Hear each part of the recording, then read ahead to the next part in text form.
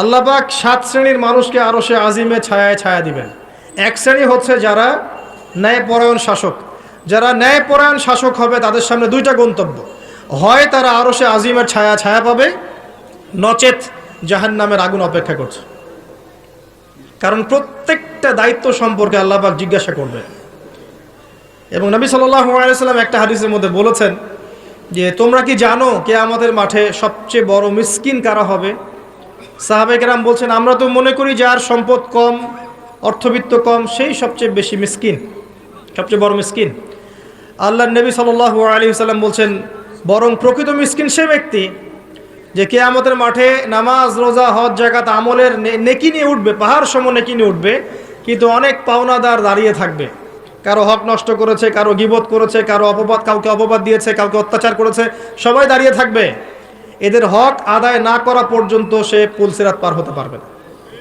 তখন কি করতে হবে? নিজের নেকি ওদেরকে দিতে হবে, কারণ তখন কোনো বেচা কেনার সুযোগ নাই, হক আদায়ের কোনো সুযোগ নাই। নিজের নেকি ওদেরকে দিয়ে শোধ করতে হবে। নেকি শেষ হয়ে গেলে কি হবে? অন্যের গুনাহ তার আমলনামায় আসবে, পরে দেখা যাবে ওই ব্যক্তি জান্নাতে চলে গেছে আর এই ব্যক্তি পাহাড় সমান নেকি নিয়েও জাহান্নামে চলে গেছে। অতএব দায়িত্ব যারা পালন করবেন তাদেরকে খুব সতর্ক সাবধান থাকতে হবে যে আপনার দ্বারা কল্যাণ ছাড়া যেন অকল্যাণ না হয়। আল্লাহ পাক তৌফিক এনায়েত করুন।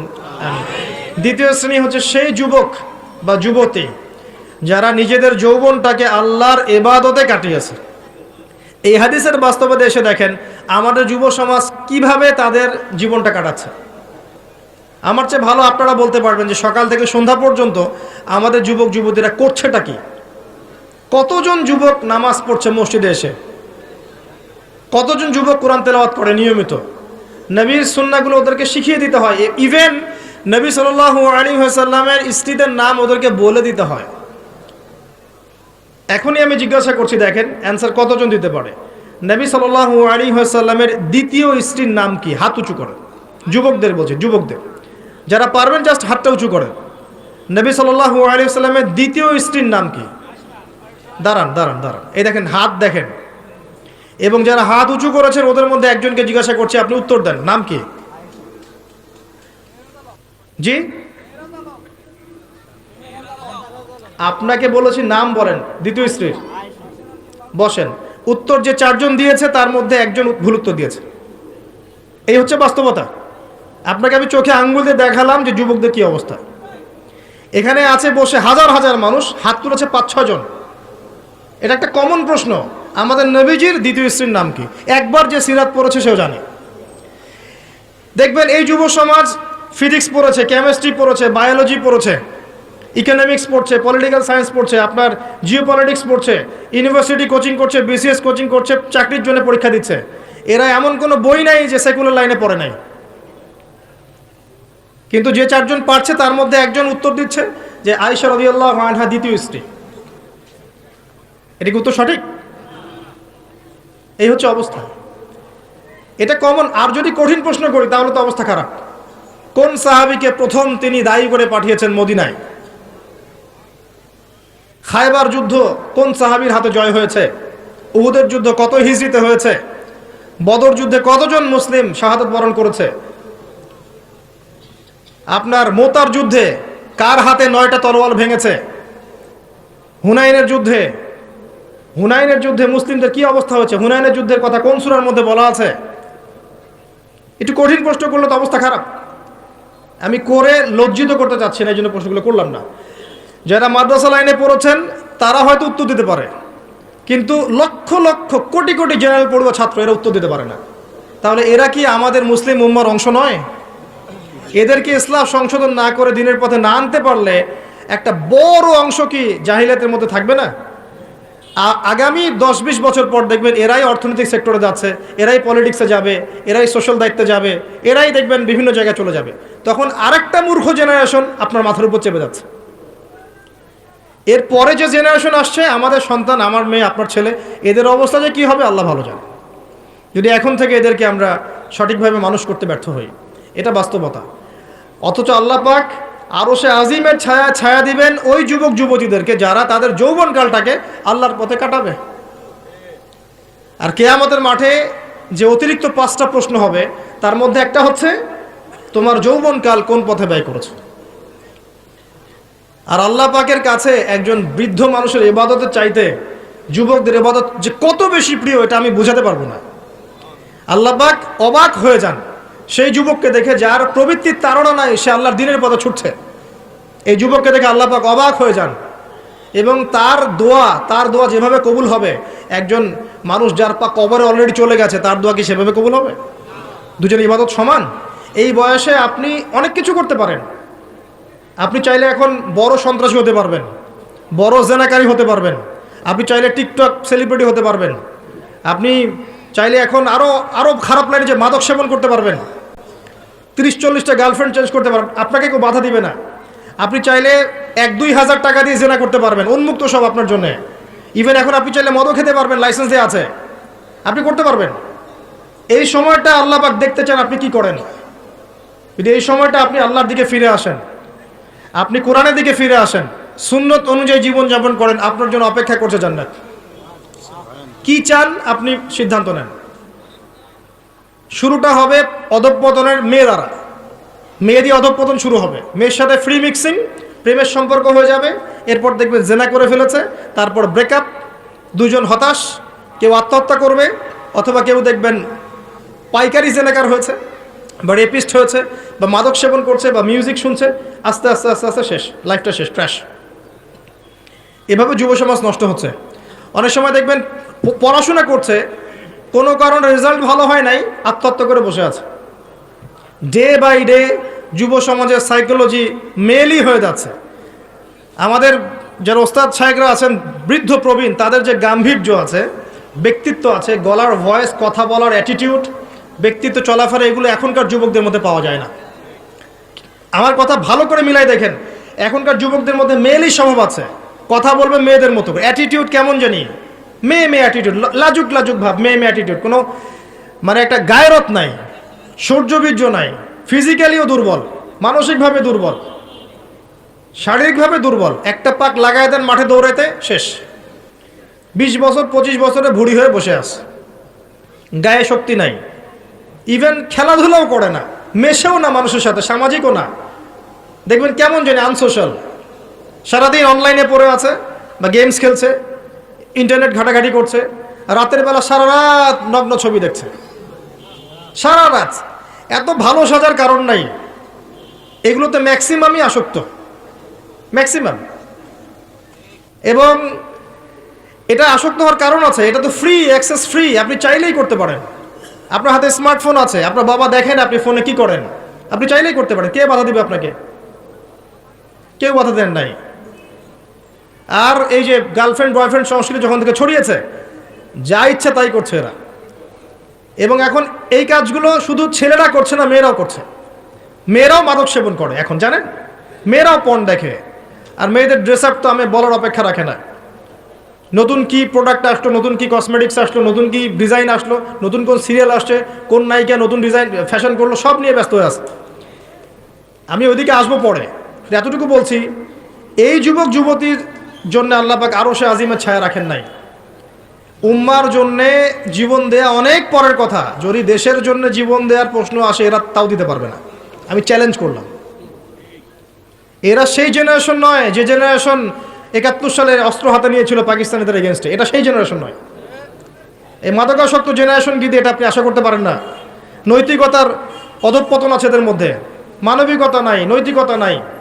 রেপিস্ট জেনারেশন, জেনাকারী জেনারেশন, মাদকাসক্ত জেনারেশন, একে দিয়ে আপনি সেই বিষয় পাবেন না। ওটা আমাদের বাপদাদারা করে গেছে। সলিউশন কি? সলিউশন একটাই, এদেরকে নামাজি বানাতে হবে। 5 ওয়াক্ত নামাজি হলে লাইফটা রুটিন ওয়াইজ চলে আসবে, ডানে বামে যেতে পারবে না। এদেরকে প্রশান্তির উৎস দিতে হবে। এদের প্রশান্তির উৎস হচ্ছে একটা কোরআন, এবং দ্বিতীয়টা হচ্ছে এদের বয়স হয়ে গেলেই এদেরকে বিয়ের ব্যবস্থা করতে হবে।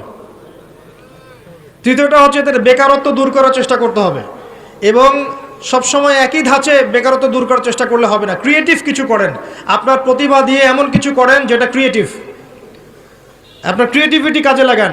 সমাজকে কিছু দেন, দেশকে কিছু দেন, রাষ্ট্রকে কিছু দেন। এদের প্রশান্তির উৎস হচ্ছে সুন্নাহ, সুন্নাহ মাফিক জীবনযাপন করার সুন্নাহ মাফিক জীবনযাপনে অভ্যস্ত করতে বলেন। এই কাজগুলো না করতে পারলে এবং আল্লাহওয়ালা মানুষের কাছে নিয়ে আসেন, আল্লাহওয়ালা মানুষের কাছে এদেরকে নিয়ে আসেন, সহবতে আনেন, দেখা করান, আলেমদের কাছে দেখা করান, মেশান, তাদেরকে দেখে তারা দিন শিখবে। আল্লাহর রাস্তায় সময় দিতে বলেন, আস্তে আস্তে দেখবেন ইনশাল্লাহ লাইনে আসছে। আদারওয়াইজ আপনি এই জেনারেশনকে দিয়ে আগামীর ভবিষ্যৎ আশা করতে পারেন না। বাস্তবতা খুব খারাপ, বাইরে যা দেখা যাচ্ছে ভিতরটা এমন নয়। ভিতরে ঢোকেন দেখবেন নোংরামি দিয়ে ভরে গেছে সব কিছু। অনেক সময় দেখবেন বাইরে থেকে যাদেরকে দেখে পরিষ্কার মনে হচ্ছে এদের ভিতরেও নোংরামি ধরে গেছে। এইগুলো দূর করার জন্য একটাই ওষুধ, তাসকিয়া, আত্মশুদ্ধি। আমি সবাইকে অনুরোধ করব আল্লামা তকি উসমানী হাফিজাহুল্লাহর একটা বই পড়তে। আত্মশুদ্ধি ও তাসাউফ একটা বই আছে, আত্মশুদ্ধি ও তাসাউফ একটা বই আছে, আপনি পড়েন। আমি আপনাকে এনশিওর করছি আপনার কাছে মনে হবে যে প্রতিটা লাইন আপনার জন্য লেখা হয়েছে। প্রত্যেকটা লাইন পড়বেন মনে হবে আপনার জন্যই লেখা হয়েছে বইটা। একবার বইটা পড়ে স্বাদ মিটবে না, বারবার পড়তে ইচ্ছা করবে। একটা বই পড়েন। আর অনেক বইয়ের নাম বলতে পারতাম আমি, কিন্তু আমি এখন যেটা ফিল করছি সবচেয়ে দুর্বল জায়গা আমাদের আত্মশুদ্ধির জায়গাটা। আত্মশুদ্ধি না আসলে আপনি এই খবিস কলবগুলোকে দিয়ে আলো জ্বালাতে পারবেন না, এটা সম্ভব না। আল্লাহর ওয়াস্তে বইটা পড়েন। কিনতে পারবেন? বাসায় লাইব্রেরি আছে কার কার? হাত তোলেন। বাসায় দিন ইসলামের দিনিয়াত লাইব্রেরি কার কার আছে? ইসলামী বইয়ের লাইব্রেরি আছে ব্যক্তিগত সংগ্রহে? লাইব্রেরি করেন, দেখেন লাইব্রেরির সংখ্যা কতগুলো। কিন্তু জেনারেল লাইব্রেরি কয়জনে আছে? হাত তোলেন। স্কুল কলেজ ইউনিভার্সিটির বই দিয়ে ভর্তি কার কার বাড়ি? সবার বাড়ি ভর্তি, মাশাআল্লাহ। তো এগুলো নিয়ে কবরে যাবেন ইনশাআল্লাহ, তাই না? প্রতি মাসে 1000 টাকার বই কেনা কি খুব কঠিন? আচ্ছা 500 টাকার বই কেনা খুব কঠিন? 500 টাকা তো আপনার একটা রেডিংয়ে চলে যায়। আপনার গার্লফ্রেন্ডকে নিয়ে কফি খেতে যান, 500 টাকা কেন? ও তো 3000 টাকা বিল করে রেখে দিবে। সে তো আপনার টাকা খেতেই আসছে আপনার কাছে। আপনি কি মনে করছেন সে আপনাকে ভালোবেসে এসেছে? সে আপনার অবস্থানকে ভালোবাসে। কে বলেছে সে আপনাকে ভালোবাসে? সে আপনার অবস্থানকে ভালোবাসে। এগুলো তো নষ্ট করছেন টাকা পয়সা। চায়ের দোকানে বসে ইন্টারনেটের মেগাবাইট কিনে ওয়াইফাই বিল দিয়ে অমুক তমুক করে সমস্ত কিছু করে টাকাগুলো নষ্ট করছেন। কিন্তু আপনি চাইলে প্রতি মাসে 500-1000 টাকার বই কিনতে পারেন। কেনা খুব কঠিন? পড়াশোনা করতে হবে। পড়াশোনার অভ্যাস না থাকলে একদিনের লেকচার শুনে আপনার আদতে কোনো উপকার হচ্ছে না। বিশ্বাস করেন, পড়াশোনা করেন, ইমান বাড়বে, তাসকিয়া হবে। আসেন ওই জায়গায় আসি। ওই যুবক এবং যুবতী যারা নিজেদের যৌবনকালটাকে আল্লাহর পথে উৎসর্গ করেছে, বিলিয়ে দিয়েছে, তারা আরো সে ছায়া ছায়া পাবে ইনশাআল্লাহ। 3 নাম্বার হচ্ছে সেই যুবকরা খুব ভালো করে শোনেন। সেই যুবক যাকে কোনো সুন্দরী উচ্চ বংশীয় নারী জেনার জন্য আহ্বান করেছে, ওখানে দেখার কেউ ছিল না, কিন্তু যুবকটা বলেছে আমি আল্লাহকে ভয় করি, আমাকে দেখান। এমন যুব সমাজ যারা চরিত্র ইউসুফের মতো আলাইহিস সালাম। ইউসুফ আলাইহিস সালাম হচ্ছে আপনার চারিত্রিক আদর্শ। পড়ে দেখেন সূরা ইউসুফ। আর অনেকে সূরা ইউসুফকে ইউসুফ জুলাইখার প্রেম কাহিনী বানিয়ে দিয়েছে, তাই না? এগুলো কিন্তু মিথ্যা সিরিয়াল দেখছেন, এগুলো ভালো না সিরিয়ালগুলো। এগুলো কিন্তু বাজে কথা ছড়ানো হচ্ছে। সূরা ইউসুফ জুলাইখার প্রেম কাহিনী ছিল না। সূরা ইউসুফ মূলত ইউসুফ আলাইহিস সালাম এবং তার পিতার প্রেম কাহিনী। ভালো করে পড়ে দেখবেন। সন্তানের জন্য কাঁদতে কাঁদতে তার বাবার চোখ নষ্ট হয়ে গেছে। 12 বছর তার সন্তান জেলখানায় বিনা অপরাধে। রব্বি সিজনু আহাব্বু ইলাই মিম্মা ইয়াদউনানি, আয়াতটা কি জানি এরকম না আয়াতটা? তো তিনি বলছেন সিজন, কারাগার আমার কাছে বেশি পছন্দ, তারা যেদিকে আমাকে আহ্বান করছে এর চাইতে বেশি। 12 বছর বিনা অপরাধে জেলখানায়। আল্লাহ পাকের কৌশল ছিল এগুলো। ওয়া মাকারু ওয়া মাকারাল্লাহ ওয়াল্লাহু খায়রুল মাকিরিন। এখানে মূল বিষয় হচ্ছে ইউসুফ আলাইহিস সালামের পিতা যখন অন্ধ হয়ে গেছেন, ইউসুফ আলাইহিস সালাম একটা কাপড় পাঠিয়েছিলেন, মনে আছে? এই কাপড়টা নিয়ে যখন যাওয়া হচ্ছে, যোজন যোজন দূর থেকে তার পিতা বলছেন আমি ইউসুফের গায়ের গন্ধ পাচ্ছি। এটা কার প্রেম কাহিনী? ইউসুফের সাথে তার বাবার। তো এই চরিত্র ধারণ করতে হবে, আল্লাহ পাক তৌফিক দান করুন। 4 নাম্বার, ওই দুইজন মানুষ যারা একে অপরকে শুধু আল্লাহর জন্য ভালোবাসে। এই যে ভালোবাসার সংজ্ঞা শেখেন। মাকে ভালোবাসেন আল্লাহর জন্যে, বাবাকে ভালোবাসেন আল্লাহর জন্যে, স্ত্রী সন্তানকে ভালোবাসেন আল্লাহর জন্যে, আলেম ওলামাকে ভালোবাসেন আল্লাহর জন্যে। আপনার ভালোবাসা হোক আল্লাহর জন্যে, তখন আপনি মানুষের দুর্ব্যবহারে কষ্ট পাবেন না। যখন কাছের মানুষরা আপনাকে কষ্ট দিবে, এবং কাছের মানুষ কষ্ট আপনাকে দিবেই, কাছের মানুষটা আপনাকে বেশি কষ্ট দিবে জীবনে, তখন আপনি কষ্ট পাবেন না যদি আল্লাহর জন্য ওদেরকে ভালোবাসেন, যে আমি তো আল্লাহর জন্য এই কাজগুলো করছি, তারা শুকরিয়া আদায় করলেই বাকি আর না করলেই বাকি, তখন আপনি কষ্ট পাবেন না। দুইজন ব্যক্তি যারা আল্লাহর জন্য পরস্পরকে মহব্বত করে, এই দুইজন মানুষকে আল্লাহ পাক আরশের ছায়া ছায়া দিবেন। পারা যাবে ইনশাআল্লাহ। 5 নাম্বার, সেই ব্যক্তি যে এত গোপনে দান সদাকা করে, যার বাম হাত জানে না ডান হাত কি সদাকা করেছে। পারা যাবে? এখন তো ওই যে মাশাআল্লাহ আমরা নাম লিখাই আর সদকা করি, তাই না? অমুকে 10,000, অমুক সাহেব 20,000, অমুক 500। প্রথমে বড় বড় নোটের সদাকা হয়। আমি অবশ্য এটা জানতাম না, মাঠে নেমে বুঝতে পারছি। প্রথমে বড় বড় ফিগার বলে, কে কে দিবেন 5,000 হাত তোলেন, তারপর 5,000 লেখা হয়। তারপর কে কে দিবেন 1,000 হাত তোলেন, কে কে দিবেন 500 হাত তোলেন, নাম টাম লেখা হয়। পরে লাস্টে বলে যে কালেকশন করছে, আচ্ছা খুচরাগুলোও দেন। পরে খুচরাগুলোও দেওয়া হয়। জানিয়ে দান করা যায়। অনেক সময় এমন হয়েছে, নবী সাল্লাল্লাহু আলাইহি ওয়াসাল্লাম বলেছেন, কার ঘরে কি আছে নিয়ে আস। রিয়া চলে আসতে পারে মনের মধ্যে, যে আমি 10,000 দিয়েছি, মানুষ আমার নাম জানলো। রিয়া আসতে সময় লাগে না। কেমন করে আসে? আল্লাহর নবী বলেছেন সাল্লাল্লাহু আলাইহি ওয়াসাল্লাম, অন্ধকার রাতে কালো পাথরের উপরে কালো পিঁপড়া হেঁটে গেলে যেমন বোঝা যায় না, রিয়া এমনভাবে আপনার কলবে আসতে পারে। কিভাবে ঠেকাবেন আপনি? আপনি বুঝতেই পারবেন না।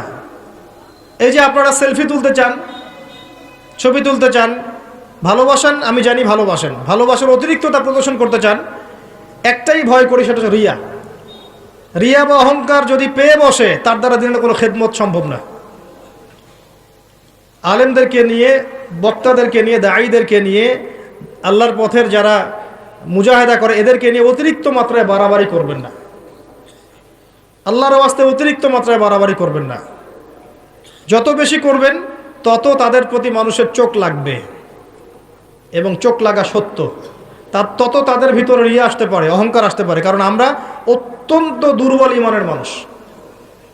আমরা যারা এই যুগে বসবাস করছি, সবাই খুবই দুর্বল ইমানের মানুষ।